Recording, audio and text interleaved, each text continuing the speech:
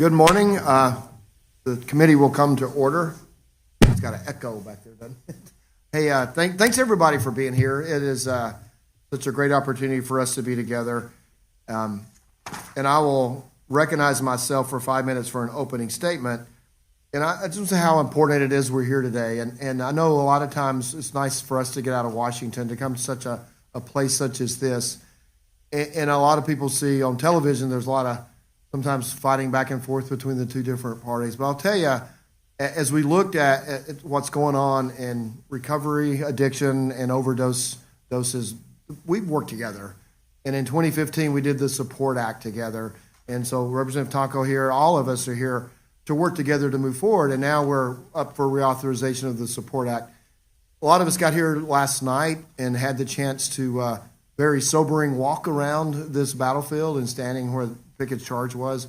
In our John Holcap, I think his name was our interpreter, said 51,000 people over the course of 3 days were wounded, injured, or killed. You know, over 100,000 people every year die of overdoses. And you sit there and try to absorb those numbers as you're watching and trying to imagine what happened here.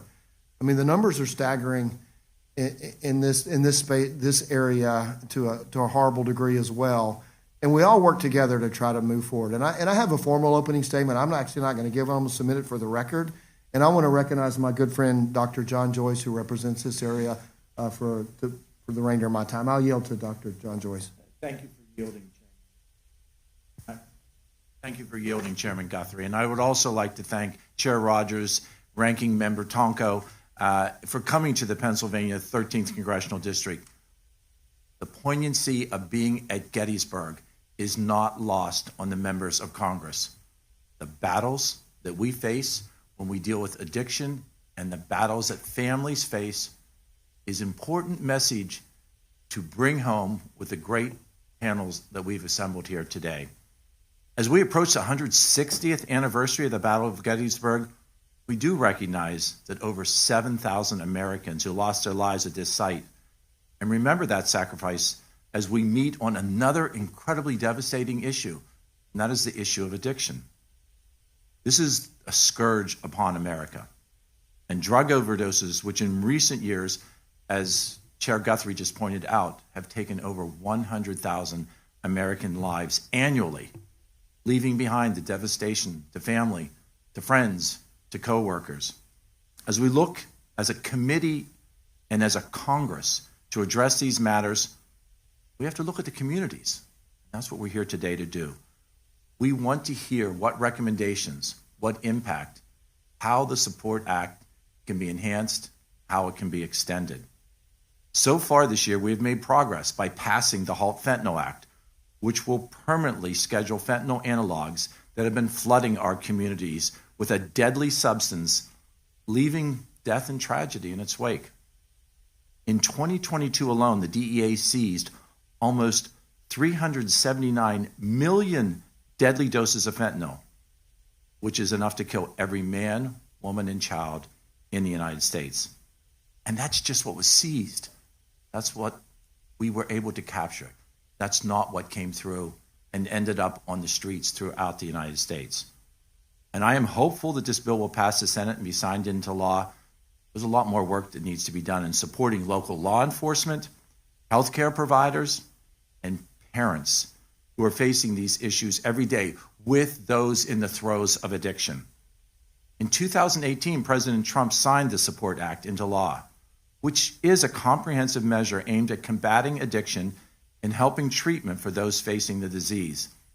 Yet despite those efforts and the exacerbated response by COVID-19, we're still seeing those increased deaths, and we must examine how the Support Act can be enhanced, improved, and address the issues that you bring for us today.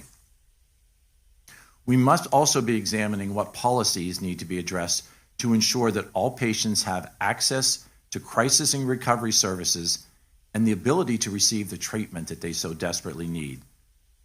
Some of these barriers include looking at the impact of IMD exclusion, which has restricted access to residential and inpatient care, and whether this can be modernized to ensure the availability for the treatment of patients. The Support Act also recognizes that to ultimately be successful in combating the opioid misuse crisis, we must do a better job helping the 50 million Americans who suffer from chronic pain. Pain is a serious and growing disease which is more prevalent in older adults, women, veterans, blue-collar workers, and people living right here in Pennsylvania's rural 13th Congressional District. The Support Act contains numerous pain-related provisions directing the federal government to promote patient awareness and access to non-opioid therapies. I would like to request that the statement from the U.S. Pain Foundation be entered into the record. Thank you, Mr. Chairman. I yield back. Gentleman yields back, and I will, I know we're a couple minutes over, a few seconds over. I just want to say I should have said how much we appreciate the National Park Service for hosting us. You see the men and women in law enforcement that are here making sure we have safe and secure. I know y'all deal with not only these kind of, you don't deal with these kind of things every day, I know, but every day you deal with what we're here to talk about, and we appreciate what you guys do. I will now recognize my good friend from New York, Representative Tonko, for 5 minutes for an opening statement. Thank you, Chair, and good morning, everyone, and thank you to everyone for joining here for this very important topic. In a special way, a welcome to our panelists. This is a vital hearing, and I thank Chair Guthrie and my colleagues for hosting it. As a co-chair of the Bipartisan Addiction Treatment and Recovery Caucus, I'm all too familiar with the devastating impact of the disease of addiction. This is a loss many of us know all too well. The loss of a daughter, a son, father, mother, a sister, or a brother. A neighbor dying much too young and leaving behind a grieving family. Communities are being ripped apart by poison seemingly beyond our control. Last year in our nation, there was an estimated 109,680 overdose deaths. That's 109,680 lives lost that impact far greater numbers than we can imagine. Think of how many people that is, every single day needlessly dying and having their lives cut short. Think of the magnitude of all of those impacted by those 109,680 loved ones. For each of those individuals, there's a whole universe of friends, of family, of communities impacted. I recognize that many of our brave witnesses today were brought here by tragedy and by terrible pain. I hope that as a committee and as colleagues and friends, we can learn from their pain and act together with a sense of urgency. This year, with the reauthorization of the Support Act, we have an opportunity to address the devastating disease of addiction. I think we can all agree there is a crisis at hand. Sadly, in 2021, 94% of people aged 12 or older with a substance use disorder did not receive any treatment. It's a startling statistic, but one that makes it clear there is a massive gap in access to treatment. Over the last decade, I have recognized this gap and have made a focus of advocacy in Congress on knocking out every single barrier to addiction treatment so that when an individual struggling with the disease of addiction reaches out for help, we have a medical system ready to welcome them with open arms. As a committee, I ask that we work together to make access to affordable and quality addiction treatment our highest priority. I'm heartened that as I look across at the members here, I see a coalition that understands the importance of that goal. In this moment, I feel hopeful that together we can find common ground and take that immediate action. During my time in Congress, we've worked together to pass CARA, the Support Act, and most recently our bipartisan mental health package. These policies have provided billions of dollars to support the American people and combat that overdose crisis. In particular, we have had a lot of bipartisan success when we worked to pass the Support Act into law back in 2018. Together, we made progress forward in access to and coverage for medications for opioid use disorder. We expanded the providers who can prescribe MAT, and we also created an innovative new demonstration program for reentry that has now been put into action. But we still have more work to do to protect the most vulnerable. 5 years later, it's clear that there is widespread support for good reentry policy. I humbly ask, let's come together and pass the bipartisan Reentry Act, which would be a game changer for reducing overdose deaths and suicides by allowing all states to provide pre-release care to Medicaid-eligible individuals up to 30 days prior to release from incarceration. Sheriffs across the country are calling for passage of the Reentry Act. Medical providers and addiction advocates are calling for passage. Beth Macy, the author of Dope Sick, who has seen this disease firsthand, has called for passage of this legislation. Let's heed their call. I also hope we can have a comprehensive discussion on how to expand access to treatment, including medications for opioid use disorder, such as buprenorphine and methadone. We also should expand access to naloxone, testing strips, and syringe services so that lives can be saved. I also hope that we will take a look at a bill that is called due process. I look forward to discussions over the coming months on how we can support policies to save lives. Addressing the disease of addiction must include a compassionate response, bolstered by the pillars of prevention, of treatment, and of recovery. I also want to thank everyone for being willing to discuss addiction. For far too long, the disease of addiction has carried an awful stigma.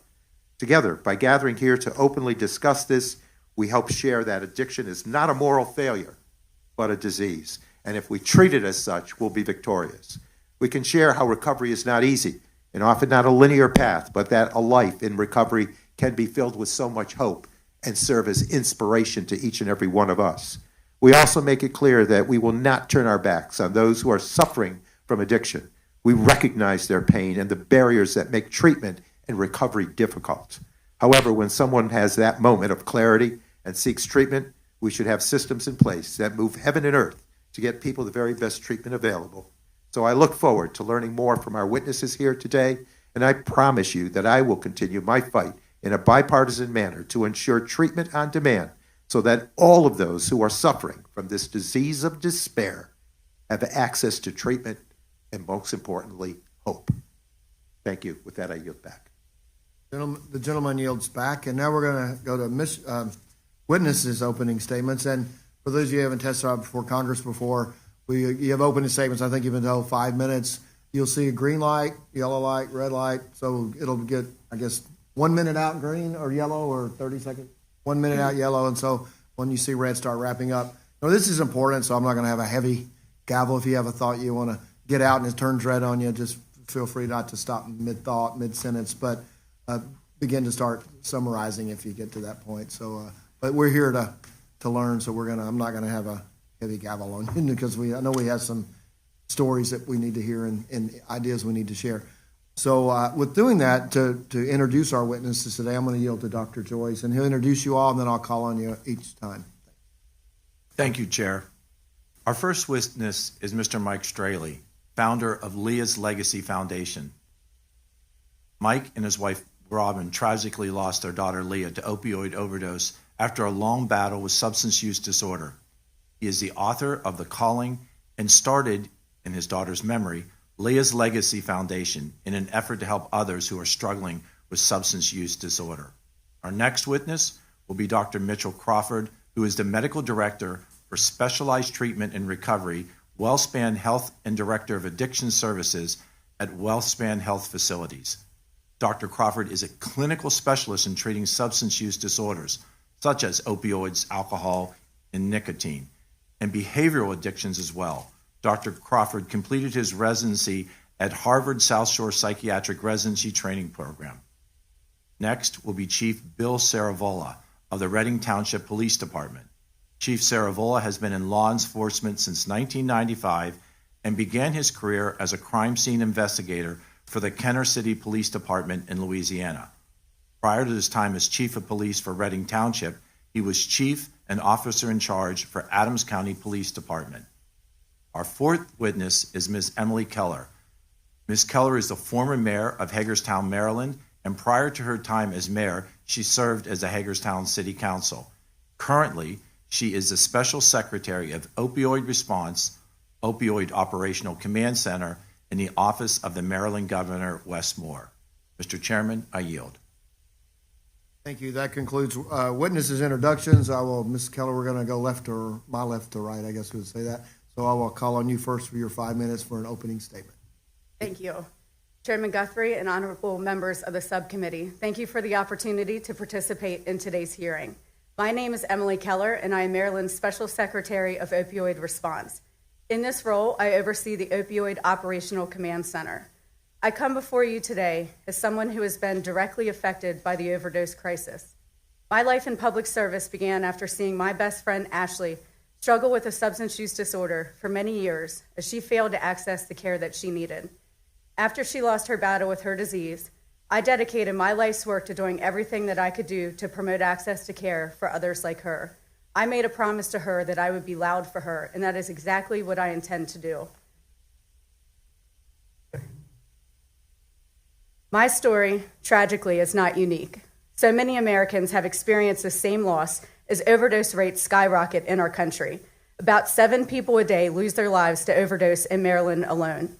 Efforts such as the Support Act of 2018 have increased our ability in Maryland to respond to this crisis by expanding support for treatment and recovery services, by increasing access to medically assisted treatment, telehealth opportunities, and advancing public health screening and prevention. In 2021, more than 107,000 people lost their lives due to fatal drug overdose in the United States, an increase of nearly 15% from the prior year. In 2020, Maryland ranked 6th highest in the nation for drug overdose death rates. For those living in rural communities, access to care can be particularly challenging. For those without a car that are living in communities that lack public transportation, this barrier can be insurmountable. The ability to utilize telehealth to prescribe MOUD is critical to help reduce overdose deaths, especially in communities like my own. 1 in 5 incarcerated individuals are currently serving a sentence related to a drug offense. Also, the leading cause of death for people leaving prison is overdose. Maryland has taken steps to try to lessen the risk of overdose for people who are incarcerated by passing the Opioid Use Disorder Examination and Treatment Act in 2019, which requires an array of substance use disorder services be available in jails. While medical services are available in carceral settings, SUD services are rare. Substance use disorder is a medical condition and deserves to be treated as such. We wouldn't deny someone antibiotics if they were sick, so how is this any different? In April of this year, the U.S. Department of Health and Human Services issued guidance encouraging states to apply for a Medicaid Section 1115 waiver, which allows states to use Medicaid for medical services, including SUD services for people otherwise eligible 90 days pre-release. We applaud Congress and HHS for making this opportunity available to states. I am excited to share that Maryland is using this guidance to prepare an 1115 waiver application. Governor Moore is embracing evidence-based solutions such as harm reduction, which can be used as a model nationally. Harm reduction is a set of practices that aims to reduce the severe health impacts associated with substance use. Meeting people where they are at is especially important because all people, despite their circumstances, deserve to be treated with dignity and respect.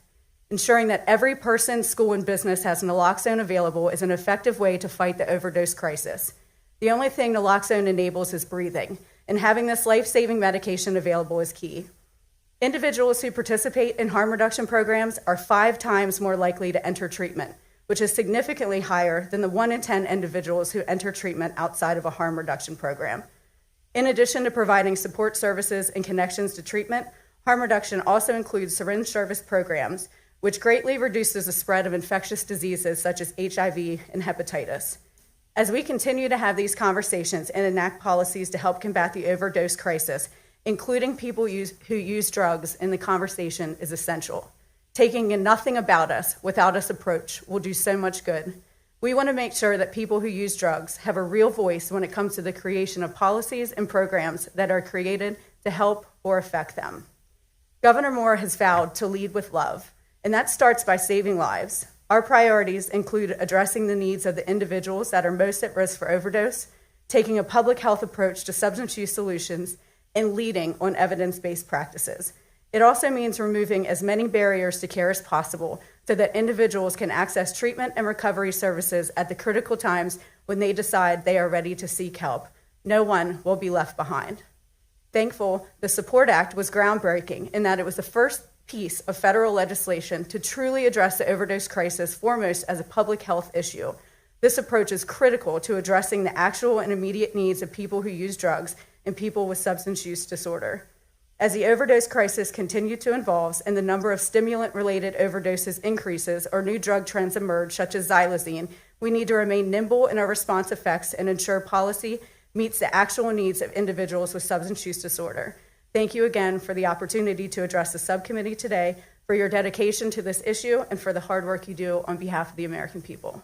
Thank you for being here, and thank you for sharing. And you're mayor of Hagerstown. It's a beautiful town. Beautiful Thank you. town. I get to drive through sometimes when I drive from Kentucky.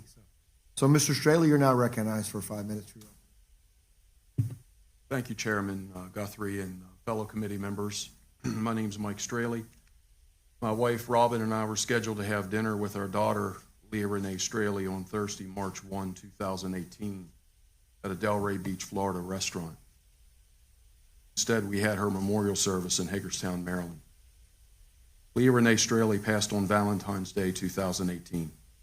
Her cause of death, fentanyl poisoning. She is forever 26. Every day there is grief. Leah's addiction started when she was 14 years old. Much of it attributed to peer pressure. It started with marijuana, in her case, the drug of choice and the gateway drug that led to more potent drugs: cocaine, heroin, painkillers, and ultimately fentanyl. We are a middle-class family. She was raised in church, had a loving family and friends whose parents were business and shop owners. Addiction doesn't discriminate. As parents, we were naive to her addiction at first because she concealed it well.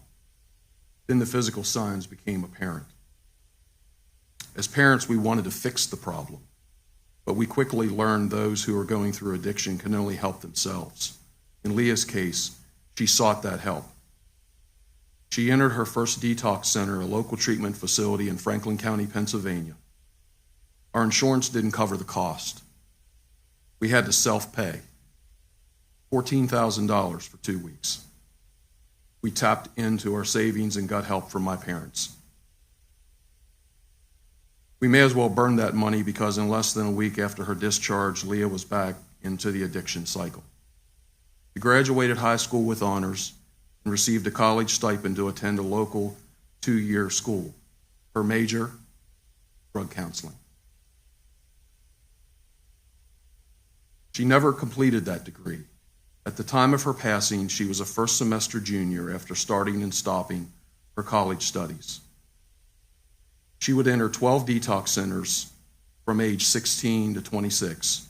She lived in at least 8 different sober living homes from California to North Carolina to back here in Pennsylvania.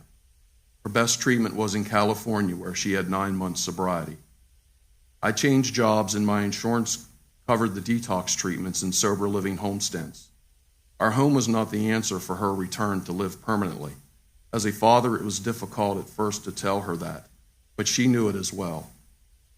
When she was in sober living environment that emphasized community, she thrived. Otherwise, she struggled. When she turned 26, she was no longer on my insurance. She had to turn to state insurance. She sought out a sober living facility in western Pennsylvania. In her words, it was a dump. Bed bugs, unsanitary conditions all throughout the house, including the kitchen.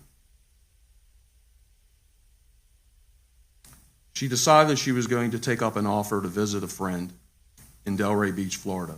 Leah told us her friend was clean. They were roommates at the sober living home in California.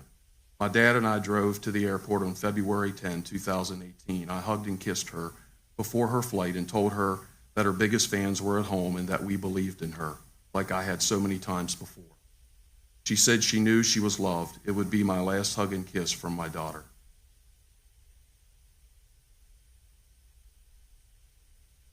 Fast forward to the morning of February 14, 2018. I received a call at work. I work at Fulton County Medical Center as the executive director of the foundation. At 9:02 a.m., I received a call from the front desk that 2 Pennsylvania State Police officers were in the lobby and they wanted to talk with me. We entered a private room, and it was there they informed me that my beloved Leah was found dead earlier that morning in Delray Beach, Florida. I don't remember much about that conversation, but drove myself to Hagerstown, Maryland to break the news to my wife. I ran out of paper napkins in my truck about halfway through the 60-minute drive. We then informed our son, Chris, and then my parents. My mom, for over a month, kept a dish towel on her shoulder It was constantly soaked with tears. Grief isn't the absence of love. It's proof that love is still there, and it will always be there. My wife and I started Leah's Legacy Foundation in 2019, a nonprofit committed to helping women in recovery. We provide Leah Legacy purple bags filled with over 40 essentials to women in sober living. We share Leah's journey and ours as grieving parents. I am a speaker and author with a focus on schools, civic groups, conferences, and seminars. To date, we have gifted 523 Leah Legacy bags to women in recovery. We also have Leah's Gathering Place, a small house that's part of our family's property. We have a house guest there that has over 6 years sobriety. We also have life skill classes in that house, such as basic banking, hygiene, 101, cooking and baking for women in recovery. We have turned misery into mission, calamity into cause. We want to live our life with a purpose and to honor our beloved Leah Renee Straley. Thank you. Thank you for that powerful testimony. Dr. Crawford, you're recognized for 5 minutes. America's addiction crisis touches nearly every American in some way, including those of us in this room, including me. I lost my sister, who was a great person and whom I loved dearly, to an overdose in 2015. In the grief from my sister's loss, much like you've heard, I vowed to focus my work on addiction treatment. Fortunately, I've been given an opportunity to do that work. Unfortunately, I still experience the loss of friends, colleagues, patients to fatal overdoses. It's important to note that sadly, my story is not unique. However, I've also witnessed countless patients find long-term recovery. And this continues to provide me with renewed hope. We have treatment, and treatment works. My name is Dr. Mitchell Crawford, and I'm the Director of Addiction Services for WellSpan Health. Subcommittee Chairman Guthrie and members of the House Energy and Commerce Subcommittee on Health, thank you very much for the opportunity to testify this morning. I'd also like to particularly thank Dr. John Joyce, our congressman here in Adams County, for his all-hands-on-deck approach to combat this addiction crisis. For background, WellSpan Health is an integrated delivery system of more than 20,000 team members serving the communities of central Pennsylvania, including WellSpan Gettysburg Hospital. Our behavioral health network, WellSpan Phil Haven, is one of the 20th largest such providers in the nation. The 115th Congress and the Trump administration deserve credit for the passage of the Support Act, which enabled hospitals to better coordinate care, expand access to substance use disorder treatment, and offer alternative pain management techniques. The law reauthorized funding from the Cures Act, which puts $500 million a year toward the opioid crisis, and gave states more flexibility in using the funding, expanded access to treatment addiction, and increased penalties from drug manufacturers and distributors related to the overprescribing of opioids.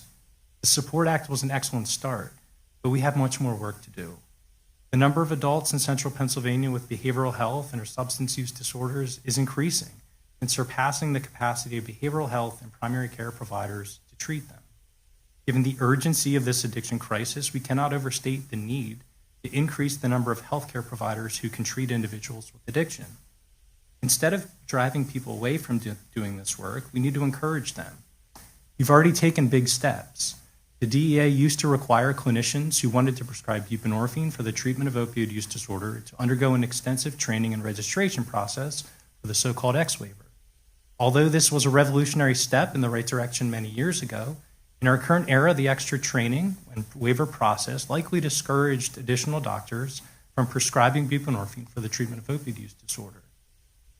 Last December, Congress eliminated that provision, which we hope will increase access to treatment and literally prevent thousands of Americans from dying from opioid overdoses. Looking forward, as mentioned previously, one important barrier to eliminate would be the Institutions for Mental Diseases Exclusion, or IMD, which has prohibited federal payments to states for services for adult Medicaid beneficiaries between the ages of 21 and 64 who are treated in facilities that have more than 16 beds and that provide inpatient or residential behavioral health treatment. We appreciate, WellSpan appreciated the recent decision from the Drug Enforcement Agency and SAMHSA to release a temporary rule extending COVID-19 telehealth prescribing flexibilities for buprenorphine and other controlled substances through November 11, 2024. As part of the Support for Patients and Communities Act, Congress directed the DEA to create a special registration program for telehealth providers. To date, no program has been established, and Congress should push the agency to meet its statutory mandate. On a related topic, Congress should make permanent Medicare telehealth flexibilities granted during the COVID-19 public health emergency and extended through 2024 by the Consolidated Appropriations Act. Keeping with the theme of flexibility, there is bipartisan legislation before this committee, the Modernizing Opioid Treatment and Access Act, that would increase access to life-saving care for people experiencing opioid use disorder by reforming the outdated regulations governing the prescription and dispensing of methadone.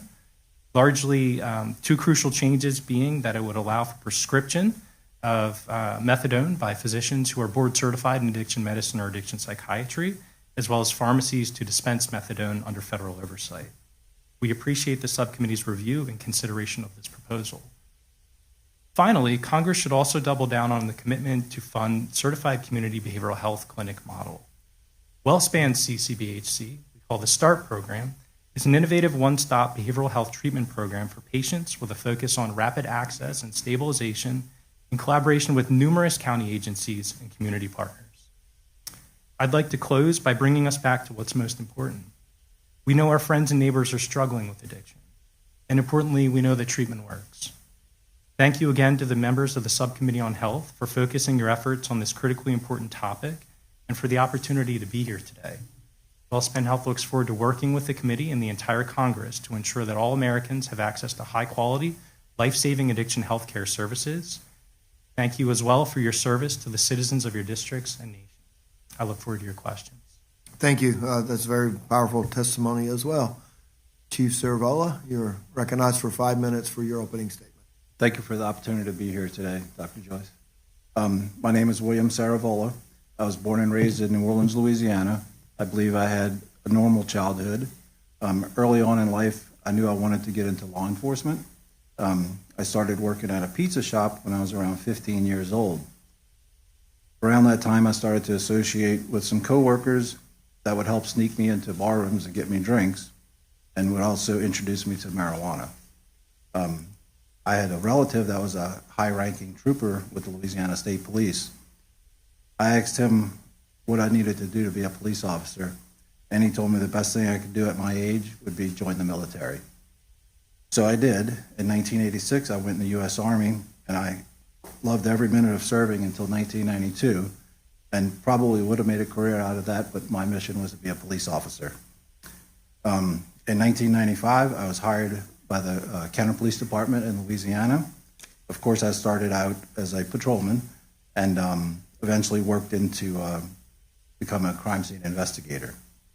I remember when I graduated the police academy, I thought I could change the world.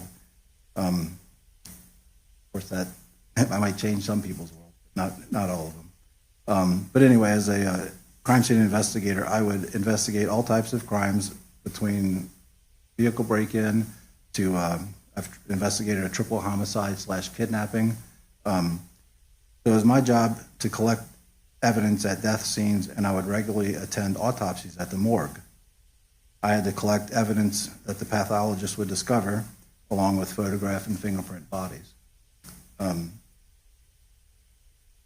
One day I went to the morgue and I noticed that there was a pregnant female there. Little did I know at that time they also perform an autopsy on the fetus. I'll never forget that little boy that never had a chance in life. It turns out that his mother passed of an overdose. I know there is a stigma with overdose deaths, that it's their own fault, it happens to other people, or they've had a poor upbringing. It can't happen to smart, well-educated people, can it? Well, that female that day was a nurse, and she passed in a supply room in a hospital that she worked at. Think about that for a second. How can that be? Well, I've also seen police officers get addicted to drugs. I've personally had to dismiss a police officer because he got addicted to painkillers from an off-duty injury. I wonder, why didn't he just come to me and say he had a problem? Well, I believe it's because he didn't want to be labeled. I've also heard of other police officers that are exposed at crime scenes, and someone has had to administer Narcan to save his or her life. I've been told that it can only take one time using some highly addictive drugs to get addicted. I worry that those officers became addicted that day. My police career in Louisiana was a very busy one. Sometimes I wonder how I can sleep at night. In December of 2000, I decided it would be best to move to East Berlin, Pennsylvania, and raise children.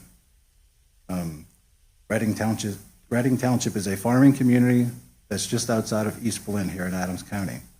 We have around 6,000 residents. When I started working with the Reading Township Police Department, I was a police officer, and then when the police chief left, they selected me to be the officer in charge. When I first started here, I remember hearing about drug overdoses on a weekly event. Back then, we didn't have the computers in the cars, and we can't see all the calls. So I was just hearing what was over the radio when I actually worked. At that time, we didn't have Narcan in the cars. The best we can do is get to the scene and perform CPR, and it usually is in a hectic environment. In April of 2004, my family had a life-altering event. My youngest brother, Byron, took his life. This weighed heavily on my mother, who had already had a drinking problem and a failing marriage.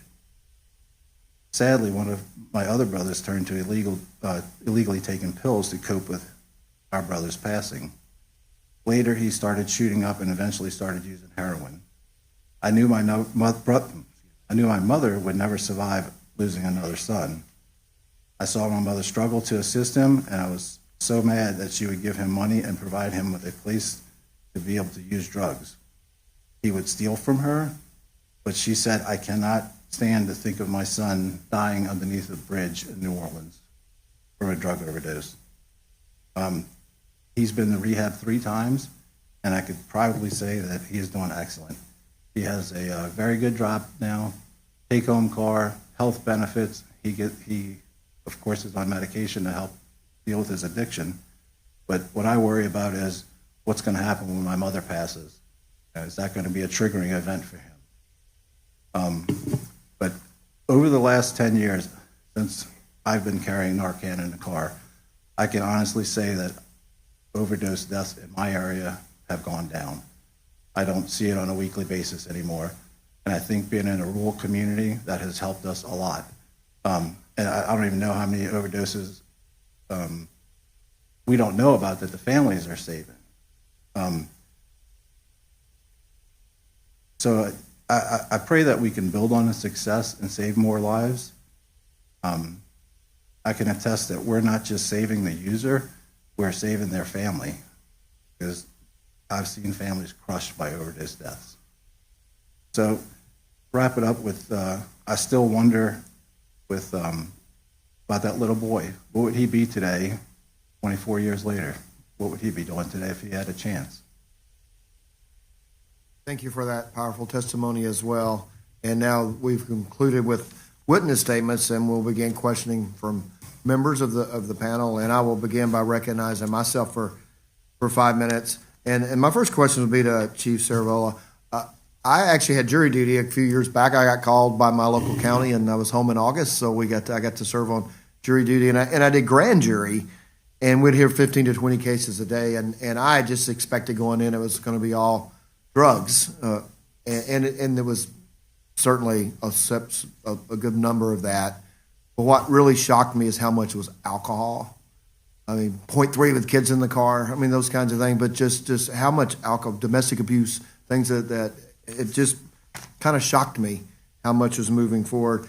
And can you comment on the excessive alcohol use and alcoholism? I know as you talked about your mother a little bit, as you deal with in your enforcement, is alcohol as prevalent? Because the issue is we get with the Support Act, we absolutely have to deal with opioids, but there are other addictions people have as well. And I'm thinking about how we need to deal with alcohol. Could you just kind of comment on how alcohol plays into this as well? Yes, I believe that alcohol is definitely a part of this. Like I said, I started out drinking some alcohol, and it progressed into marijuana, and I'm sure it could have kept going if I didn't have that mission in life. More importantly, I think a lot of the problem is also mental health. That's mental health. I think a lot of people who are on drugs do have some mental health issues. Not everyone, of course. I can tell you that I have a zero tolerance when it comes to alcohol. As a matter of fact, I guess 9-10 years ago, I got a phone call in the middle of the night, and it was a sheriff's deputy in Louisiana. Said, "We just arrested your mom for a DUI. What should we do?" I said, "Do your job." My mom still gives me a hard time. "You told him to arrest me?" I said, "No, you were already under arrest. I told them to do their job because it's no sense in him losing his job because you made a mistake." I'm proud to say that I think that changed my mom's outlook when I didn't come to her rescue for her. She doesn't drink. Well, I think she'll drink a wine here and there. She's found God again, and she's in a good place now. It took her a long time to get here. Good to hear the successes when people can do it. And I think all of you, if we can keep our microphones kind of close, I think it's kind of a tough room in terms of echo. So if you keep so you can speak in your microphone. People behind, I know we can hear, but people behind you can hear better. So, Mr. Straley, you said your daughter with, I think, 14 different. What we're trying to figure out what works, and when we spend taxpayers' dollars, how do we do it in the best way that works and can help people? And so, is there any insight you could share on what your daughter went through? You know, she had some months of sobriety, some things, wraparound services at the end. What do you think worked? And then when you said, "Boy, this really was not a good option for my daughter," through her different treatments, what kind of treatment worked and what kind of didn't? Well, when she was in California, she actually received the best treatment. You've got to understand that was years ago. They were sort of ahead of the curve as far as medically assisted treatment. And, you know, she was out there in sober living in a group setting. When she was in sober living homes that where you were basically on your own, she struggled. She struggled to get the meetings. She struggled to interact. But it seemed like, you know, when they went together in groups, you know, the peers, the cohorts, that seemed to work. As far as, you know, other treatments, the Suboxone strips certainly worked for her. Other medically assisted, the shot and things like that, I know that Ms. Keller talked about. Those were things that did work for her. The biggest thing was getting back into the old surroundings and, you know, breaking that vicious chain. You know, and once she found new friends in a sober living environment, you know, she thrived. But when she was out by herself, I know Chief talked about, you know, the mental health problem. That was an issue. There were struggles, and it seemed like, you know, she felt as though she was up against the world by herself. Dr. Crawford, I only have a few seconds, but Dr. Crawford or Ms. Keller, what you see are a couple of things that are successful and where we could improve? Yeah, I'll be quickly so you have an opportunity to speak as well.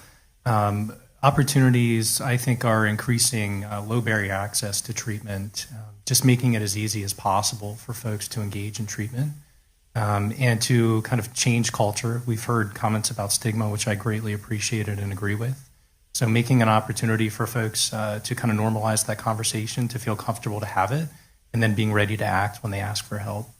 Okay, Ms. Keller?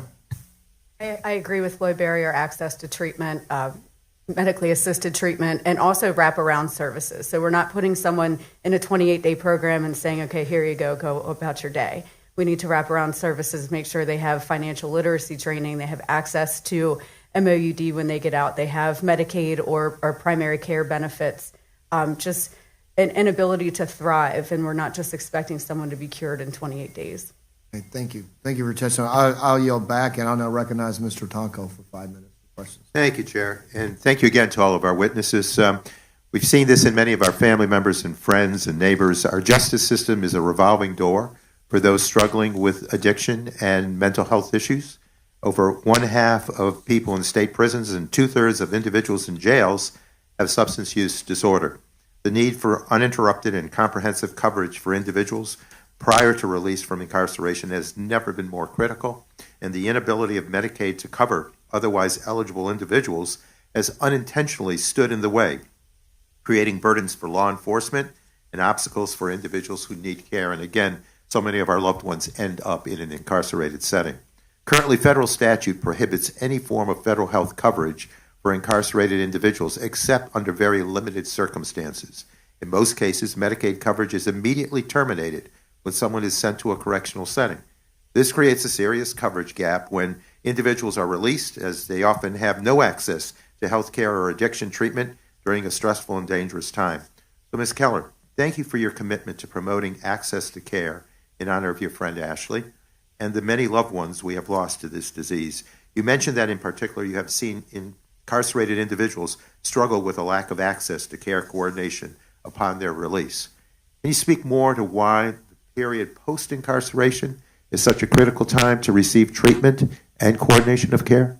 Absolutely. We are actually seeing that people being released from jail are up to 128 times more likely to die from an overdose in the 2 weeks following their release. My friend Ashley died from an overdose 6 weeks after her release. It's a very real thing.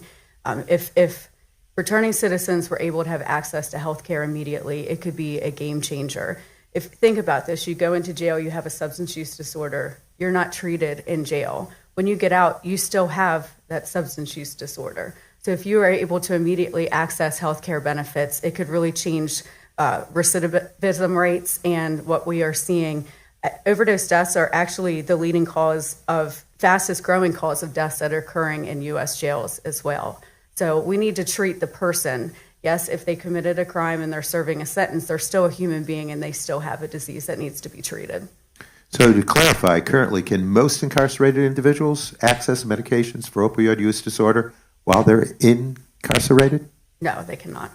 Okay, thanks to the bipartisan work this committee did together 5 years ago in the SUPPORT Act, states can now apply for a demonstration program to use Medicaid for eligible services for justice-involved individuals returning to their communities 90 days pre-release.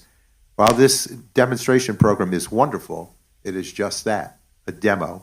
It can be ripped away at any moment and will require both applications from the state and approval by CMS. I've made the case to my colleagues that we should protect and codify this demonstration program through my Reentry Act. Some are worried about the federal cost, but I strongly believe that this is one of the most effective ways we can save lives through a relatively small change in policy. And let me reiterate, I measure success in lives saved and families kept whole. By allowing inmates to receive addiction treatment and other services before returning home, my Reentry Act will bring targeted treatment to those at the highest risk of overdose. Ms. Keller, again, do you believe that reentry policy, such as access to pre-release services, including SUD services, or otherwise eligible individuals, is a good use of federal funding? Yes, Representative, I don't think you can put a price tag on a human life. And if our tax dollars are going to save to allow that person to thrive, then I think that it is absolutely worth it. Some of the most vocal advocates for the Reentry Act that I've authored, and the need for pre-release addiction services and coordination of care are law enforcement, because they see firsthand how this disease of addiction impacts their community. I'd like to enter for the record a joint letter in support of my Reentry Act from the National Sheriff's Association, the Major County Sheriffs of America, the Major Cities Chiefs Association, and the National Association of Counties. Thank you. And Chief Saravola, some people believe that justice-involved individuals are not worthy of treatment or saving. Heard the mindset that perhaps they don't deserve treatment or at least a lost cause. Further, they think of those with addiction as less. I want to personally thank you for reducing stigma, but most of all, for seeing humanity in others. What would you say to other law enforcement members who may be considering carrying Narcan? I've actually have had some law enforcement officers tell me they're not going to bother. That person did it to themselves. And I explained to them, you need to do that because, one, it could be your coworker that was affected, but more importantly, you're saving that person's family, not the user. You're giving the user another chance, but you're saving the family. Thank you. With that, I yield back, Mr. Chair. Thank you. The gentleman yields back. The chair will now recognize Mr. Griffith for 5 minutes for the purpose of asking questions. Thank you very much. I appreciate that, Mr. Straley. You said that your daughter benefited from some Suboxone programs, which is buprenorphine. When she wasn't in the program, was she able to access Suboxone on the street? Do you know? I do not know. I want to say no. Okay. Because and I'm going to shift. I just wanted that as a fact point, because in part of my district, I have a large rural district in Appalachia, and in part of my district, there's a number of Suboxone clinics, and what they have found is that it has become a street drug. That some of the patients who are there will take some of their dosage, and they will sell some of their dosage. And so, Dr. Crawford, have you seen any signs of that with your patients, where some of them may not be taking the full dosage? And what do you do to monitor if people are actually taking what you've prescribed them? And I assume you prescribe Suboxone because you mentioned buprenorphine. Correct. Yes, Yeah. I do prescribe medications for the treatment of addiction. And so to more directly answer your question, yes, I have had patients who I suspected of diverting the medications that I prescribed. To be very clear, we take a harm reduction approach and a low barrier to access to care, but we're also not drug dealers, right? So we have to keep people safe, and we have to reduce their risk of harm. So in those circumstances, it's very clear from folks like the Drug Enforcement Agency that we couldn't continue that relationship. That was a clear mark that either this treatment is not effective for them, perhaps they may need a higher level of care, more support wrapped around them, and so we would not continue to go just as... If you picked it up, and I'm going to come back to that in a second. Yeah. Chief, have you seen any, and I'll use the doctor's term, diversion of Suboxone or buprenorphine in your community? I personally have not. Okay. I do know that my brother's on Suboxone, and that he has to go to a clinic to get his dosage. So I don't know if you take it all before you leave, or if it's like, is it a pill you take a day? I don't know how it really works. Right.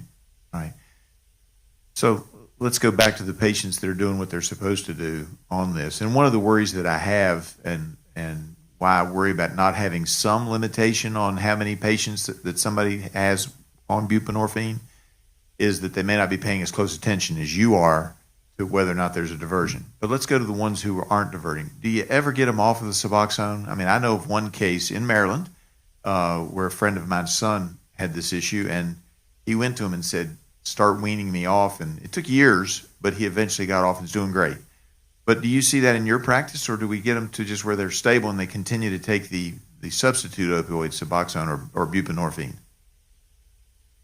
Yeah, thank you for the question. And just to clarify, nothing we do in medicine is perfect, unfortunately. Yeah. And so, Clearly, nothing we do in Congress is perfect. But you got a better batting average than we do. But I do appreciate that. But yeah. Sure. And so, we accept that there's some risk, and we're always balancing the risk and the benefit analysis.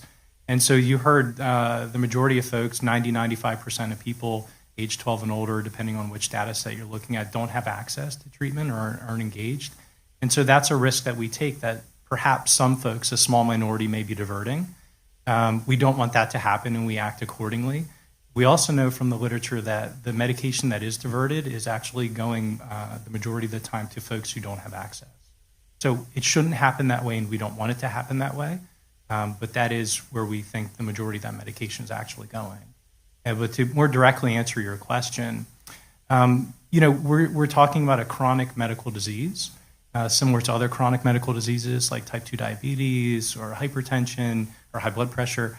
And these are things that folks have that they may take medications for the rest of their life, or these are things that they may have changes in their life or changes in their bodies that they may not need to take medication anymore.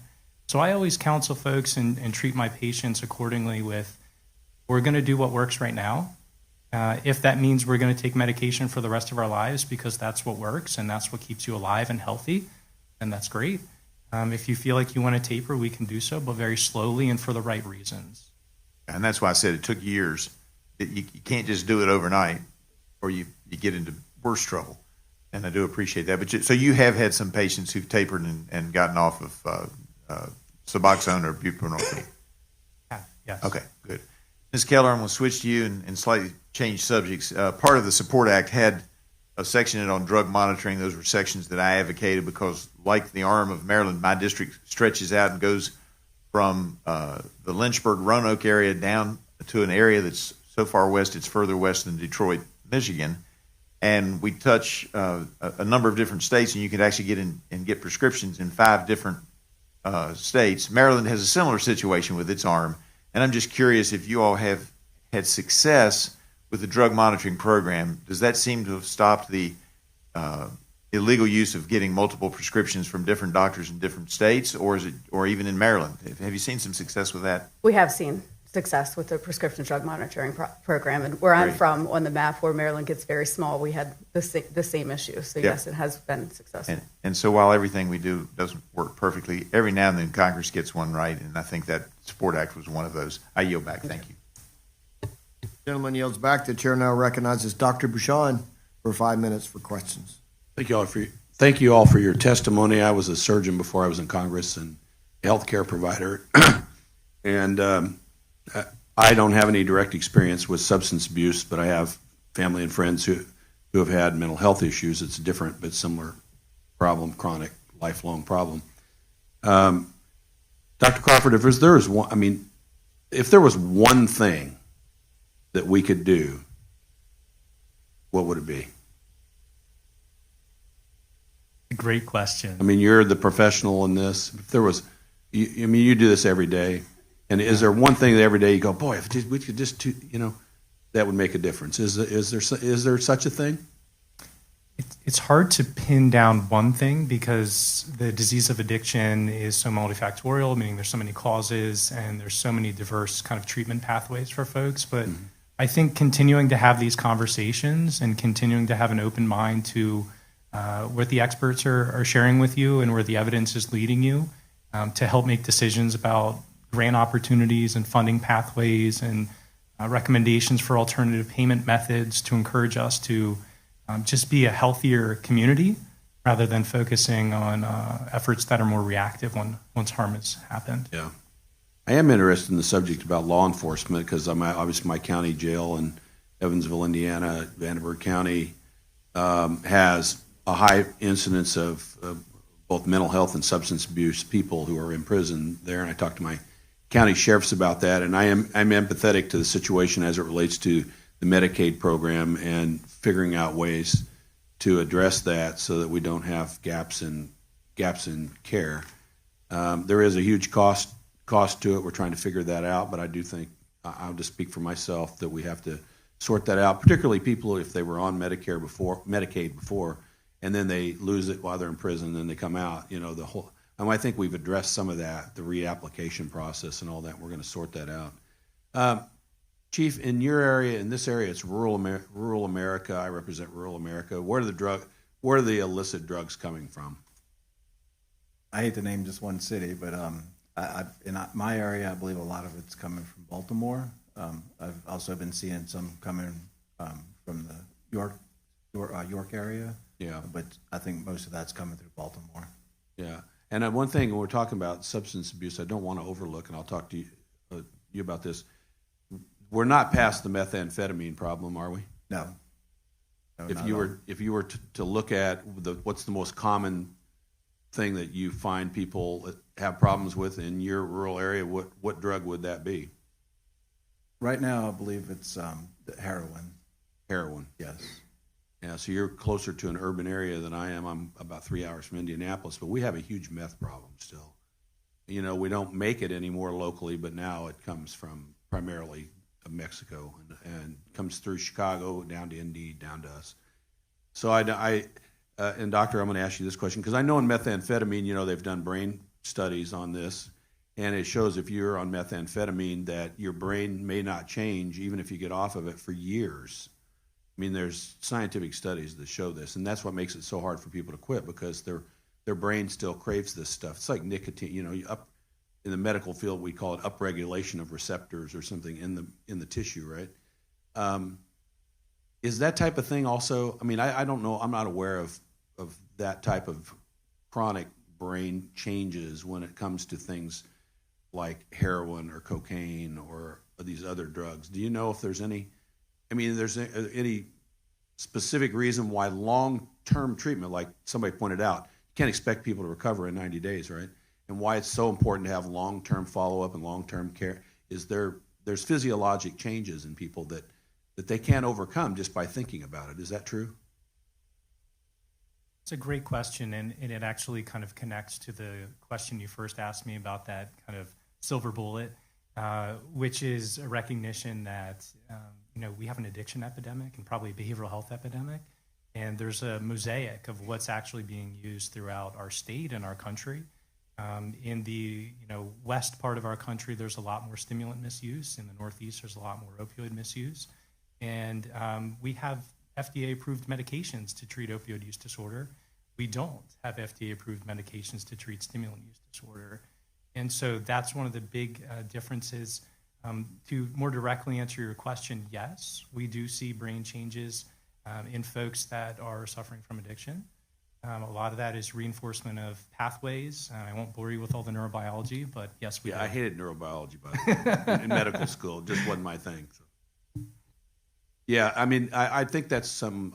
I'll finish up here, Mr. Chairman. That we need to really understand, and we've talked about this. The stigma needs to go away as much as possible, because there are legitimate medical, physiological changes in people who become addicted that we have to recognize, and that we have to find medical ways to get them out of it. And just telling them, hey, it's bad to use drugs, just doesn't help. I yield. Yields back. Chair recognizes Dr. Joyce for 5 minutes. Thank you again, Chair Guthrie. Mr. Straley, thanks for appearing here and offering such incredibly powerful testimony. I offer to you personally and to your wife, Robin, condolences for your loss. Both you and Robin are working in our community, and it's been exemplary work, which allows you to share your experiences in an area that's so critical. What you messaged to us today is a message that we will return to Washington with. But I want to ask you to address to us, as far as legislation that would inform us to make better federal policy and face those who are in addiction. Specifically, you touched on a point that I think is so important for those of us who live in rural areas. That those facing addiction in rural areas, which is why your daughter traveled far from this beautiful community, for those who face those addiction issues here, it has to be addressed through a different lens, or perhaps through many different lenses. Do you feel that access to care in rural areas is sufficient? No, I do not. Do you feel that we should be more attentive to understanding how important that access is, and should that be included in the Support Act? Absolutely. Chief Saravala, opioid overdose reversal medications like naloxone, you and I recognize are critical components to part of the strategy as you face each and every day, as you're called out on each and every call. Often you might not know if you're going to have to utilize the ability to reverse an overdose. According to the Reagan-Udall Foundation, a recent report on naloxone, of the 17 million doses of naloxone that have been distributed in the United States in 2021, more than 84% were distributed by local health departments, first responders like you, schools, and other community organizations. Can you share how important, once again for us, that law enforcement and first responders are in having that access to naloxone in your cruiser? I believe it's very important. I make sure that each one of my police cars has at least one dosage. I think we should have it readily available to anybody who wants it. If somebody walks into my station and says, I would like a dose, I would be more than happy to give them mine and go get another one. But another positive thing I've seen lately is in the last couple of years, we've went to a paid EMS in my area. Prior to that, it was all volunteer. So now we're getting ambulances to the scene quicker. So that's another avenue for that Narcan to be administered. Because sometimes the ambulance can beat us to the scene now, which used to not be the case. But I really think we actually, one of the things that I did when my brother had passed is I put my energy into building a street rod. This past week there was a street rod show in York, and I drove it in the parade through York. And as I'm driving along, I see a lady sitting with a table in a corner, and she has a whole bunch of boxes of Narcan sitting on that table. It was an outreach program. I wanted to pull over and hug her, but I couldn't stop the parade. But when we ended up taking a different route back, but I really wanted to stop and talk to that person, but I didn't get a chance to. So I think things like that help. And here she's just sitting out on a sunny day with a table full of Narcan. Anybody that wants to come get it. Thank you, Chief. And thank you, Dr. Crawford. Thank you for bringing your expertise to rural Pennsylvania. Access to comprehensive treatment for opioid or any drug addiction, we have recognized from your testimony, is incredibly challenging. And again, I go back to how challenging that is in rural areas here in Pennsylvania 13. So when we're talking about significant barriers and that are driving the lack of access, do you feel that the IMD exclusion is an important barrier that we need to address in our upcoming support legislation? I do, yes. Yeah. Within your WellSpan facility, how many inpatients do you treat at different facilities and locally and then comprehensively in all the facilities where your treatment is? Are you referring to strictly for behavioral health or yes, medically? in behavioral health, clearly. I don't have the exact figures. We have a number of hospitals. We have a standalone behavioral health hospital in Lebanon County. We have an inpatient unit in Lancaster County, as well as in Franklin County and others. So at least hundreds, perhaps even low thousands of patients. Do you feel that physicians having additional opportunity and not being limited to the number of patients that they can prescribe Suboxone, do you find that that is an important an important piece of equipment that physicians can have as they're armed appropriately to treat addiction? I do, yes. My time has expired and I yield. Gentleman yields back. The chair recognizes Mr. Obernolte from California for 5 minutes. Thank you, Mr. Chairman, and thank you very much to our witnesses. This has been an incredibly poignant hearing for me. I represent an extremely rural section of California. You wouldn't think that my district would be a district that would have a problem with fentanyl, but we do. In the last 18 months, my district has experienced an over 600% increase in the number of fentanyl-related deaths, which is incredible. My most difficult day in 19 years of public office was last fall when I had a constituent lose both of her sons in the same afternoon to the same fentanyl poisoning incident. So this is a problem that has its tentacles in every part of our country, and it's something that I'm convinced that government, and in particular Congress, needs to play an active role in fixing. I want to talk about a couple of kind of difficult topics, and one of them is I wish we would stop using the word overdose. The vast majority of these incidences, when someone dies from fentanyl, is not an overdose, it is a poisoning. They did not intend to take fentanyl, not to defend the fact that they thought it was oxy or some other opioid, but this substance was intentionally introduced into a pill that they took, and they did not have the knowledge of what they were taking.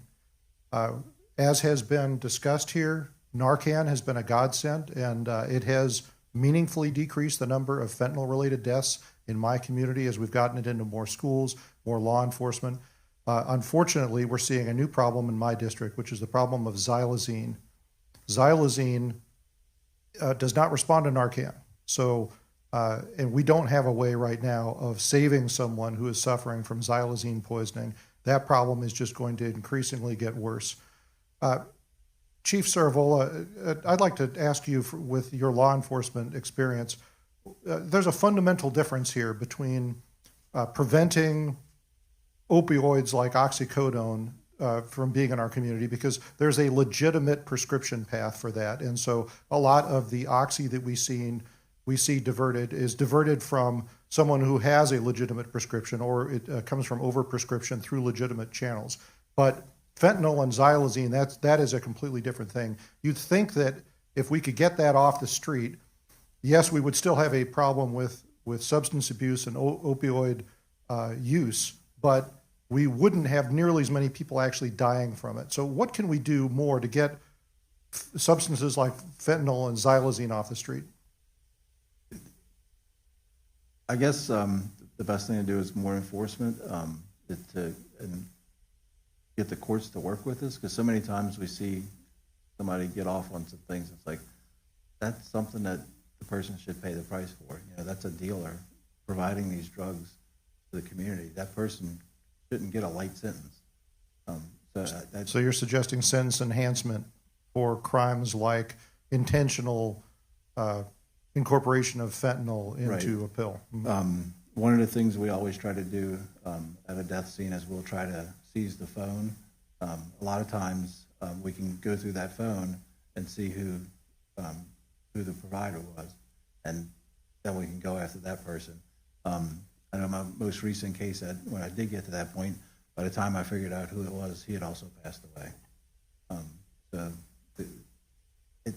I do notice that there must be some bad batches that come in sometimes, because you'll see a spike. Like everybody must have got some of this bad batch of heroin. That I don't know. That's the only way I can figure out how you can have a spike in like a week and then it'll go right down. It has to just be a bad batch. Right. In speaking with my own local law enforcement, they have found that often the local dealers are unaware that fentanyl has been introduced into what they think they're pressing into oxy pills. And it's actually the higher up links in that drug supply chain that have that knowledge. But I completely agree with you. I can believe that. Well, I think we're going to do another round of questioning, so I'll save my next question instead of going over time. But thank you very much for your testimony. I yield back, Mr. Chairman. Thank you. I talked to Mr. Tonko. We've gone pretty efficient with our time, so we'll go around and let everybody ask an additional question, or everybody doesn't have to use their 5 minutes each time, but or a closing statement or additional question. And so I'll recognize myself for 5 minutes. And I just want to say that we are going to all work together. This is going to be a bipartisan issue going forward. It doesn't mean we're going to agree on everything, and so we're going to work through those disagreements. We're not going to disagree to be disagreeable. And one thing, there are a lot of proposals to expand Medicaid, and as we want people in prison to get the help and the coverage and assistance they need, because it's cheaper on society as they move forward, as they move out to not be recidivism. We did pass a bill last year that allows juveniles to have access to their Medicaid health care, mental health treatment, because he said that's going to be helpful moving forward. We just want to be careful that I used to be in the state legislature. State legislators have to balance their budgets, thank goodness, and nothing they would like more than send the cost up to Washington, D.C. And there's a responsibility for the states in this. I know that Maryland does a great job with it. Kentucky does a great job with it. There's a responsibility for states and local governments. And as we have to deal with ever-increasing budget deficits, just the solution of sending the bill to Washington isn't the best. And like I said, we make decisions to do things like we did with mental health and juveniles because that worked, and we think it'd be effective and save money in the long run.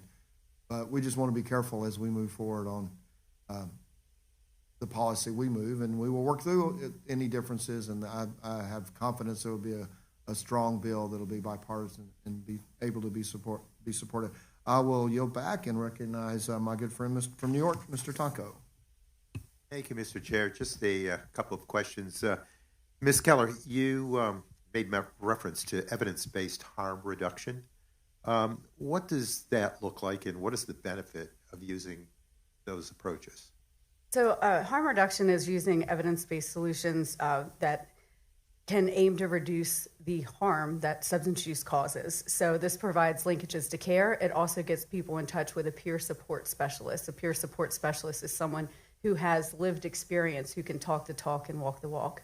A lot of times it involves a syringe service program, which provides clean syringes that lower the spread of things like HIV and hepatitis C, which doesn't just help the person with a substance use disorder, it also helps public health in general. The interesting thing is some people, there was theories that harm reduction may enable. But the reality of it is people who are enrolled in a harm reduction program are 5 times more likely to enter treatment because they've been treated with dignity and respect. They have a relationship with their peer support specialist, And when that person says, you know what, I'm ready, this is the day that I want to go, they know that they can go to their harm reduction program and be trusted and access the care that they need. Thank you. If I might just ask Mr. Straley, in regard to Leah, and Dr. Joyce had asked about the approachability or availability of services in rural areas. Would the addition of those who can prescribe medication-assisted treatment been a helpful thing for Leah? Absolutely. Adding more people to those roles? Yes. Doctor, you made mention of some of the reforms that we've done with Matt, and was proud to really push that effort. Some people have said to me, well, getting the bill passed is 50% of the journey. I think in this case it might be 10%, because implementation here requires the entire community, from pharmaceutical companies to pharmacies, doctors, nurses, clinicians, to be entering in to that equation. How can we best encourage people in your given work to enter into that service provider status? Yeah, you're right. It is an opportunity for us as healthcare delivery systems and providers to meet the communities where they're at with this problem. And I think a lot of it we've talked about in this committee today about stigma, making it something that the health systems and local independent providers and such actually view as a medical disease and something they feel armed and competent to treat. So as much as we can do to continue to talk about it, raise awareness about it, and continue the great work you all are doing to reduce barriers, to allow people to do it, and give them access to training to feel comfortable and competent to do it. In DEA's own words, they indicated that today we have about 135,000 folks that can prescribe under a medication-assisted treatment scenario. With the bill that we passed in Congress, they said the potential is there for 1.83 million. And it's going to take interacting with the communities that can provide the service. So whatever you can do to advise us going forward, or whatever encouragement you can provide to your peers, that would be appreciated. And with that, I yield back. Thank you. Great. You're yielding, gentlemen yielding. I now recognize Mr. Griffith for 5 minutes. Thank you, Mr. Chairman. Let me just say I agree with the chairman that this problem is so awful with substance abuse. It affects so many people that we are all working together. We don't always agree on what the solution is, but as you can tell from the tenor of our questions today and our comments here, this is not a politically divided issue. It's just a question of how can we best do it and the most appropriate way that we can, figure out what we're doing. We'll stumble along, and as we talked earlier, Dr. Crawford will make mistakes, and the medical community will make mistakes, and hopefully we'll figure out how to fix it and do the best that we can moving forward. With all that being said, Dr. Crawford, I'm just wondering if seen, how do you treat differently, or what do you do differently? And have you seen, I'm sure you have fentanyl, but also the fentanyl analogs and now xylazine. Have you treated somebody who's been using the xylazine? Because it is relatively new. I'm just curious. Yeah, absolutely, and unfortunately. And so when you have fentanyl and fentanyl analogs that we see as well now that are even more potent or stronger, some things that change are that you may need more than one treatment with naloxone, for example. I've had folks where we used all the naloxone we had on hand, and we actually were waiting for the code card to get to us so that we could push the medication intravenously or intramuscularly. They just weren't responding intranasally. So when you're dealing with these sort of new classes of potency or strength of these substances, it's a new challenge. We also see a phenomenon like was described previously, where fentanyl is so deadly not only because of the potency, but also because it has a profound effect on what we call chest wall rigidity, in that it actually makes your chest tighten and even harder for you to breathe, even if you had a little impulse from your body to keep breathing. So there's new things that we see that come with the new substances.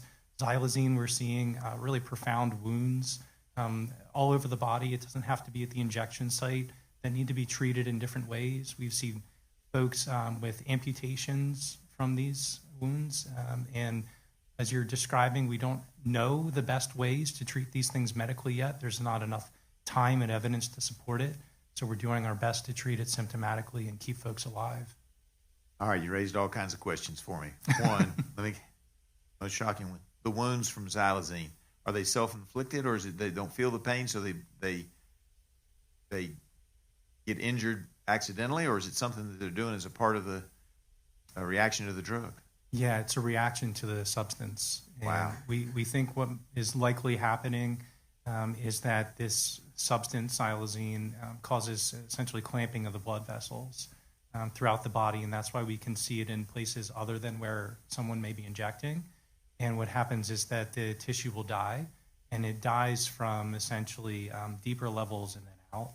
So it's different than a wound you may see that starts as a skin infection and then goes down. And so folks need to be trained to look for this all over the body and then comfortable in how they actually treat this different type of wound.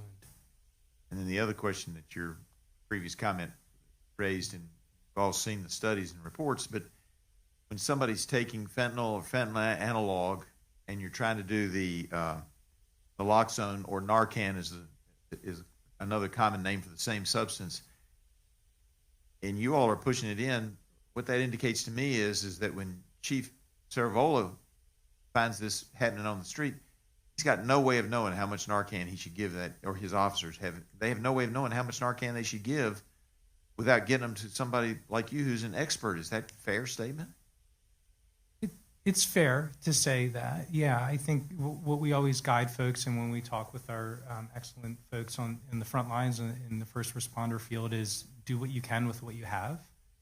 Try to stabilize folks. What we can do is we can breathe for folks. We can do CPR. We can try to keep them alive and as viable as possible to make it to the next step, which is where we have all the intensive treatment, where we can intubate and put tubes in to help them breathe and do all the next level medical care. But because these substances are relatively new, not always predictable, particularly with the analogs or with the xylazine, both you and the frontline people in many cases are just having to experiment and hope you get it right. Is that a fair statement as well? Is that true? We follow the evidence when it's there. I understand. And when it's something new, we treat symptomatically and do our best to keep them alive. But if it didn't work, and you're going to go a little bit further in hopes that it does work, correct? Yes, we would not give up. I for yield sure. back. Thank you. Back, the chair recognizes Dr. Bashan. Thank you. I just want to get on the record on the fentanyl. It's coming from China to Mexico through cartels to the United States of America, killing our citizens. That's not my opinion. That's what's happening. So I'm speaking to the fentanyl itself. So, all of us at the federal level, not only are we looking at preventing people from using it or the demand for drugs by helping people get off of illicit drugs and treat them, but we're also looking on the supply side. I just want to put that on the record. That is, the question is, how do we address that? We're trying to address the fentanyl analog situation and making the current administration scheduling of fentanyl analogs permanent, because believe it or not, the scientists in China, primarily China, chemists will literally change one little molecule on the fentanyl, and then it is technically may not be illegal in the United States, and they can actually bring it in the United States legally unless we have fentanyl analogs scheduled as Schedule 1, which means there's no medicinal use, to be like heroin and other things. Just want to put that on the record. Dr. Crawford, this is a chronic disease, right? Correct. Would you say in the majority of cases you would not use the term cured in these cases? Like you would say for some other mental health? Correct. We tend to refer to folks as being in recovery. In recovery, yeah. I want to point that out. So I think also, what are your thoughts on not only medication-assisted treatment, which I'm a big supporter of, by the way, and those things, but ongoing so-called wraparound therapy, ongoing engagement with people who are in recovery, and how important that is also. Could you comment on that? Yeah. So First, I'm a psychiatrist who then specialized in the treatment of addiction. So, of course, I believe in therapy and the support of all the other services that wrap around folks. I think it's important, and I know you're not suggesting this, but to recognize that the medications themselves or certain parts of it themselves can be very powerful alone as well. Yes. And so it could be dangerous to suggest that, it has to be this for a certain person and list all the components. We recognize that the gold standard for treatment of opioid use disorder is medication-assisted treatment, and then we offer everything else and share what the benefits are, but we shouldn't withhold certain parts of treatment because the person's not interested in other elements. Agreed. I mean, I as a physician, I think, there's pretty good evidence to show, and my dad had an alcohol problem for a while. He ended up kicking it, but that this is a chronic problem, and that medication-assisted treatment, if you're talking about weaning people off of it and all these things, I just personally believe that people have to be for their lifetime engaged in some way in the treatment system, whatever that may be. Otherwise, there's like you pointed out, Chief, where what might happen to your mother and her alcohol problem if her other son died. There can be triggers that people have in their life, and suddenly, even though they're on the fringe of they're doing well and they're in recovery, something could trigger them and they could flip back if they don't have someone to reach out to. So I don't. Do you think that's? Would you agree with that? I think that's where the low barrier access comes in. So there's always an open door, and there's no wrong door, is eventually what we'd like to get to. So in that moment, someone may have been in recovery for 10 years, hadn't used the substance, and they had a slip or return to use. Knowing exactly where to go, or at least who to point them in the right direction, and then us welcome them with open arms with no judgment, is really what I think would be most effective. How do we keep track of those people so that we know? Say they don't come to you for 5 years. Are there programs where we proactively have reach out programs where we just touch base with people proactively from a provider perspective? It's a great idea. I'm sure that there's some community organizations that do that. We also know that there are great models like 12-step programs, for example, that folks stay engaged in for decades, maybe their whole lives. Medically speaking, with the medical model, I don't see that very often, but I think there could be value in that. Fair enough. And with your indulgence, Mr. Chairman, I want to ask the Chief one thing. How many people are you seeing that are getting Narcan 3-4 times? You've been to their same house 3-4 times. Oh, I've seen that multiple times. So I'm a big supporter of Narcan, don't be wrong, but one of the challenges that we do have is that in some areas people can get complacent and feel like, they'll just show up and give me Narcan and save me, right? And I've had local law enforcement that have had to use so much Narcan they run out, and then they can't save people. Do you think that attitude prevails amongst the chronic users that, they'll just show up and give me Narcan? I believe, I do know that there's been some situations where we saved someone and they actually woke up and fought with us. Oh, yeah. So it was, here we are trying to save them. Next thing you know, we're trying to save ourselves because they're mad that you ruined their high. That is a side effect of Narcan. The doctor can probably talk about that too. Narcan, people can have tachycardia, fast heart rates, and this type of reaction, and so that's important to understand. I yield back. Thank you. The gentleman yields back, and I now recognize. Hey, Dr. Joe, I just want to say to all your constituents that are sitting here, what a beautiful area of our great country, not only historically important. I have Mammoth Cave National Park, Abraham Lincoln's birthplace, so if you're doing the national park checkoff, please come to Kentucky. But I will tell you, this is stunningly beautiful. Everybody here has been wonderful to be around and be with. Saratoga Battlefield, we just got that from my friend from Saratoga. But the National Park Service, thanks. This is I'm proud of all the people that live in my district that work for the Park Service, and they make America's great historic treasures. And even though the history is not always the greatest of history, it's history, and it's important what you guys do. So thanks a lot. And Dr. Joyce. Well, thank you, Chairman. I think it's important that I echo that sentiment. I'm the great-grandson of a Civil War veteran, and the battles continue. I think that we all recognize that one of the key battles that we have today is with opioid addiction, with the drug addiction that continues to permeate not just here in rural Pennsylvania, but throughout America. I want to thank each and every one of you. I want to thank the National Park Service for providing us the opportunity. Today's hearing is about the Support Act, and we are going back to Washington with the great information that you have provided us with today to discuss how that should be reauthorized, how it might be altered, how it could be improved.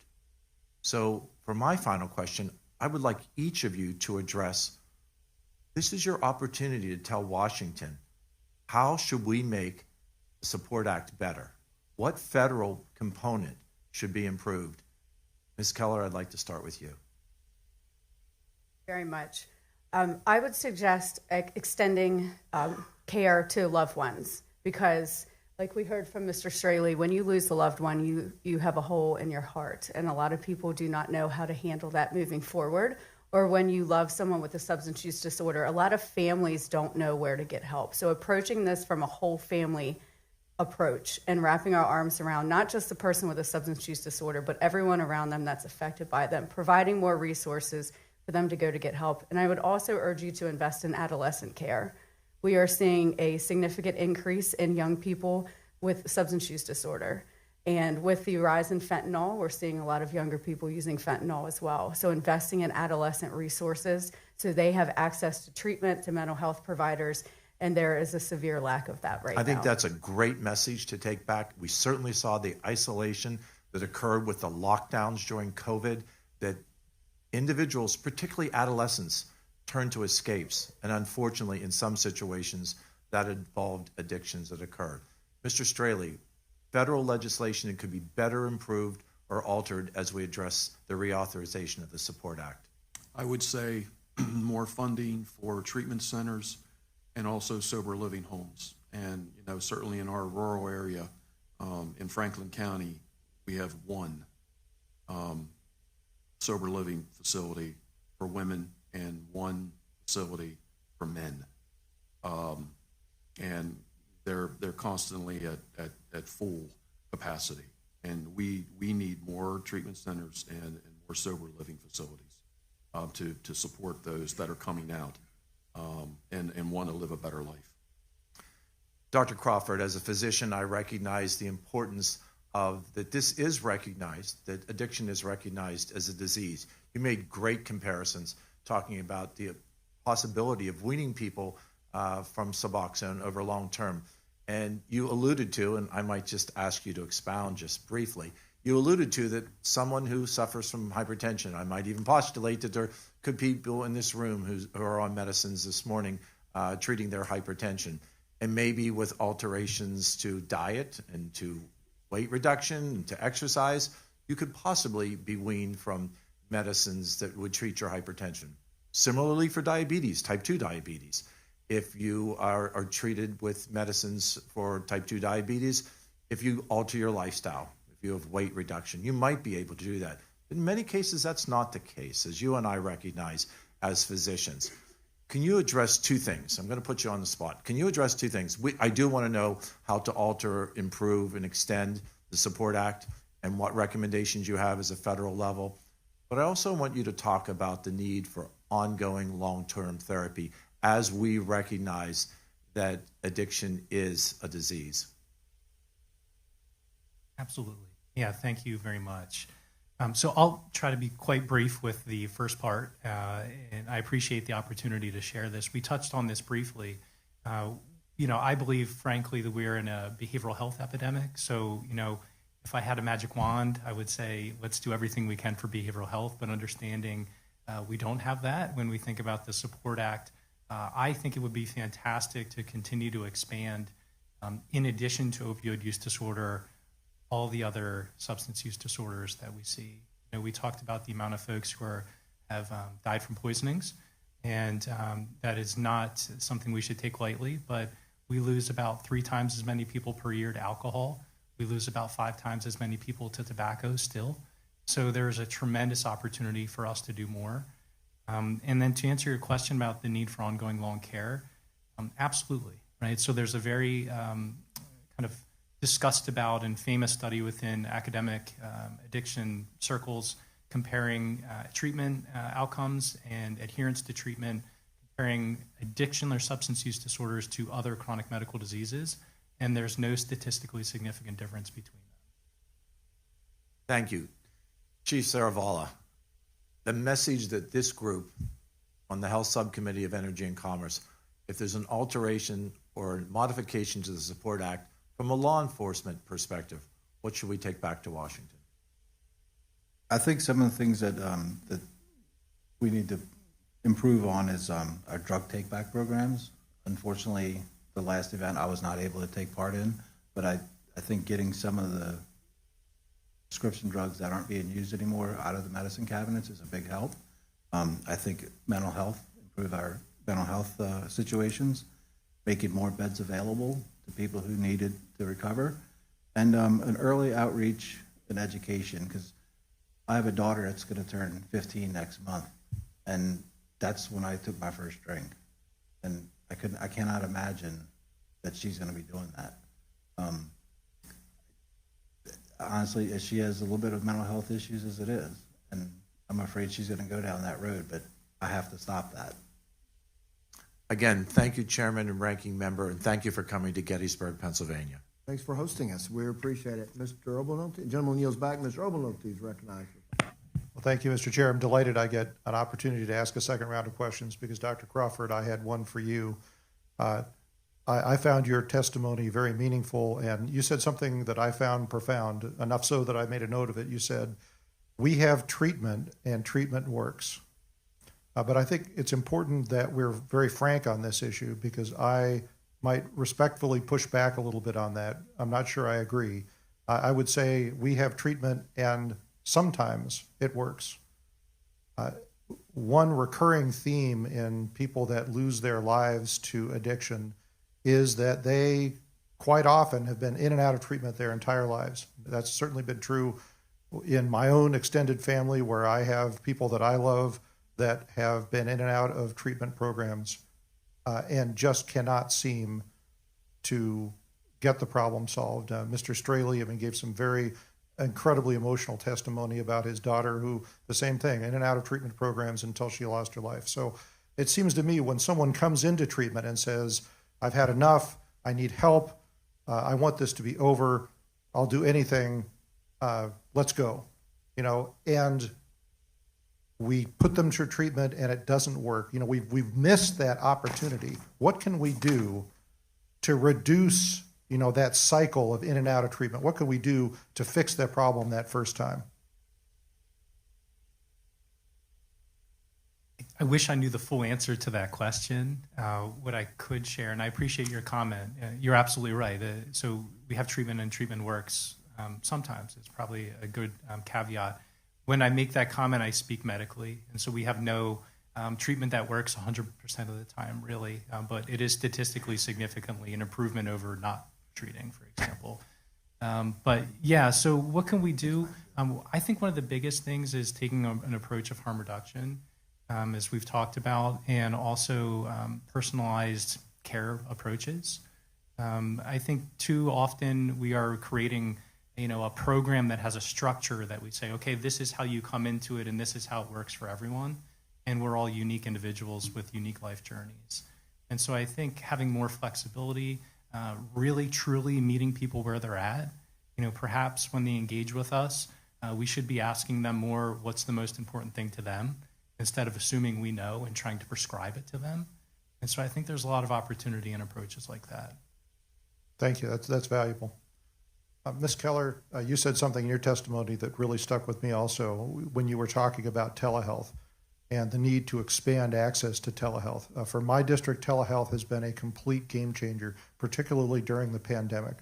And I actually wish we would stop calling it telehealth because I know that's the technical term for it, but when I talk about it, I call it virtual health because telehealth just does not encapsulate how comprehensive our virtual treatment options are now. You're not just talking to a doctor on the telephone.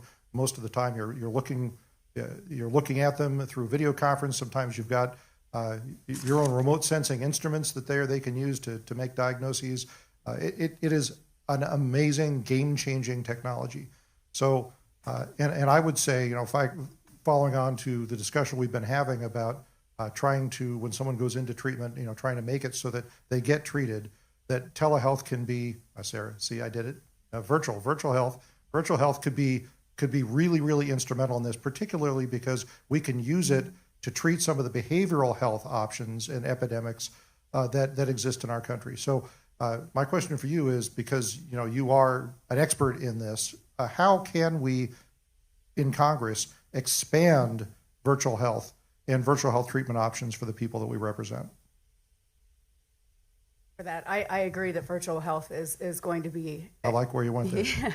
It's the way of the future, especially when it comes to treatment, because you can be in an opioid treatment program in an inpatient center and still be receiving mental health treatment or substance use treatment or just primary care treatment, especially in rural areas where you can't access a program, you can't drive to one or walk into one. So I think just making sure that insurance does cover it, that Medicaid covers it, and that every American has access to that, I think it's going to be a game changer. Especially you described you're in a very rural area, so I would venture to guess there's a lot of your residents who just can't drive to a treatment center. Right. Yeah. Well, there were some flexibilities granted in Medicare treatment for virtual health options during the pandemic. I know that Congress has been working very hard to extend those flexibilities in areas where they were working, which is the vast majority of them. So we're certainly going to keep up that work. But thank you very much. Thank you. Thank you. So thank you very much to all of our witnesses. Really enjoyed the hearing today. I yield back, Mr. Chairman. Gentleman yields back, and that concludes 2 rounds of members' questions. And it has been an informative hearing and important work that we have before us to do. And so thank you so much for taking your time and sharing your stories. We all have family members that have similar situations. Now I'll ask unanimous consent. We're going to insert into the record. There is a list of documents that have been provided to the staff. Both Democrat and Republican staffs have agreed to. I know Mr. Tonko had a list that he submitted for the record. Of course, my written statement written opening statement. So without objection, so ordered. Those are submitted for the record. And also, you can receive written questions for members. So I'll remind members they have 10 days to submit questions for the record. And I ask the witnesses if you could respond promptly to those questions. I really appreciate that. Members should submit their questions by the close of business on June the 23rd. So thank you so much. Thanks to our law enforcement officers here today. Thank you for your service. And without objection, the subcommittee is adjourned.